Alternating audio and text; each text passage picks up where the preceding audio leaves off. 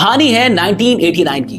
1982 16 साल के सचिन अपनी जिंदगी का, अपने करियर का पहला टेस्ट सीरीज खेलने के लिए पाकिस्तान गए थे और ये टेस्ट सीरीज 3 टेस्ट के बाद 0-0 की बराबरी पे था।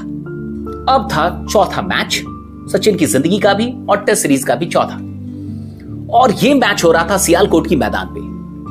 मैच का हाल ये था कि सिर्फ 38 रनों पे इंडिया के 4 विकेट गिर चुके थे।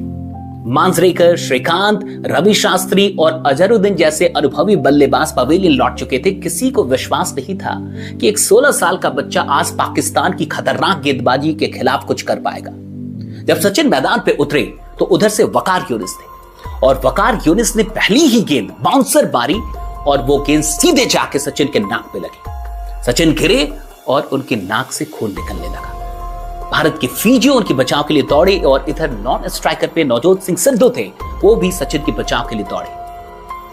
अब पूरी दुनिया को ऐसा लग रहा था, सारे लोगों को ऐसा लग रहा था कि ये बच्चा अब खेल नहीं पाएगा और ये पवेलियन वापस लौट जाएगा, ये स्ट्रेचर पे जाएगा। सब ऐसा ही सोच रहे थे। सिद्धू ने तो यहां तक कहा कि एक काम करो, रिटायर कट ले लो और जब वकार यूनिस और वसीम अकरम इन दोनों का स्पेल समाप्त हो जाए तब आना। लेकिन तभी अचानक से एक पतली सी आवाज में, मुंबईया हिंदी में सचिन ने कहा, मैं खेलेगा।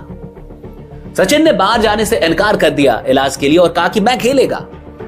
और नवजोत सिंह सिद्धू कहते हैं कि उस मोमेंट पे, उस क्षण पे एक सितारे का जन्म हुआ। और इसके बाद ठीक वकार यूनिस ने अगली गेंद यॉर्कर मारी और जितनी तेजी से वकार ने गेंद फेंकी उससे कहीं ज्यादा तेजी से सचिन ने उस गेंद को सीमा रेखा से बाहर पहुंचा दिया। सचिन ने कुल मिलाकर 57 रन, 57 रन बनाए इस पारी में और भारत को मैच हारने से बचा लिया।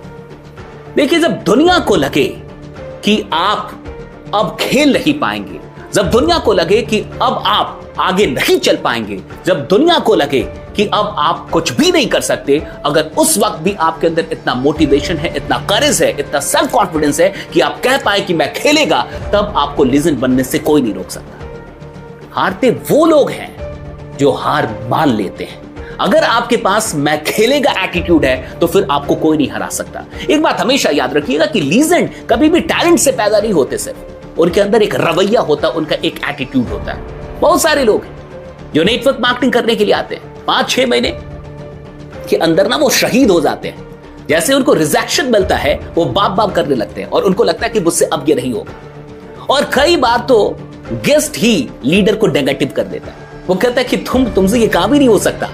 और कई बार लीडर्स ये मान भी लेते हैं। खुद से एक बार पूछिए कि आप इस इंडस्ट्री में आए क्यों थे, और अगर आप आए थे तो वो आपका डिसीजन था, और अगर आपको अपने डिसीजन की रिस्पेक्ट है तो मैं खेलेगा एटीट्यूड अपनाइए, चाहे कितने भी रिजेक्शन क्यों ना मिल जाए। अगर आपके पास ये एटीट्यूड है कि मैं प्लान दिखाऊंगा, मैं आगे भी प्रोस्पेक्टिंग करूंगा और मैं तब तक नहीं छोड़ूंगा जब तक कि अपनी टीम ना बना लूं, तो फिर आपको जीतने से कोई नहीं रोक सकता। रोकते हम स्वयं ही खुद को हैं। इसलिए एक बात हमेशा याद रखिए कि कठिन परिस्थितियां सबों के लिए एक ही होती है, लेकिन विजेता वो होते हैं जिनका रवैया अलग होता है। अगर आपका एटीट्यूड अलग है तो आप लीजेंड बनेंगे, तो आप सफल होंगे, वरना जैसे हैं वैसे रह जाएंगे। अगर आप छोटी मोटी मुश्किलों से, रिजेक्शन से, और कहते ना कि अगर कोई पैसा नहीं कमा रहा और अब उसे लगता है कि ये फील्ड ही मेरे लिए नहीं है, तो हमेशा याद रखिएगा कि कहीं भी जाके अचानक से रातों रात तो आप अमीर नहीं बनने वाले। वक्त तो आपको देना होगा, संघर्ष तो आपको हर फील्ड में करना होगा, या फिर यहां कीजिए या कहीं और कीजिए। एक फायदा यहां है, आज आप शुरुआत में चाहे जितनी मेहनत कर लीजिए, एक दिन तो ऐसा जरूर आता है जब हजारों लोग आपके साथ मिलकर मेहनत करते हैं। उस दिन के लिए ही इंसान स्ट्रगल करता है यहाँ पे। इसलिए छोड़ के मत भागिए, मैं खेलेगा एटीट्यूड अपनाइए। जब दुनिया को लगे कि आपका टाइम समाप्त हो गया है, तब अपने आप से और दुनिया को कहिए कि मेरा टाइम अब शुरू होता है। बाकी बने रहिए, जमे रहिए, क्योंकि आपका जीतना सुनिश्चित है। Thank you so much. अच्छी बात बोली, आपको अच्छी लगी तो ऐसे थोड़ा मार दीजिए हाथ, आप थोड़ा सा मार दीजिए, एक बार मार दीजिए।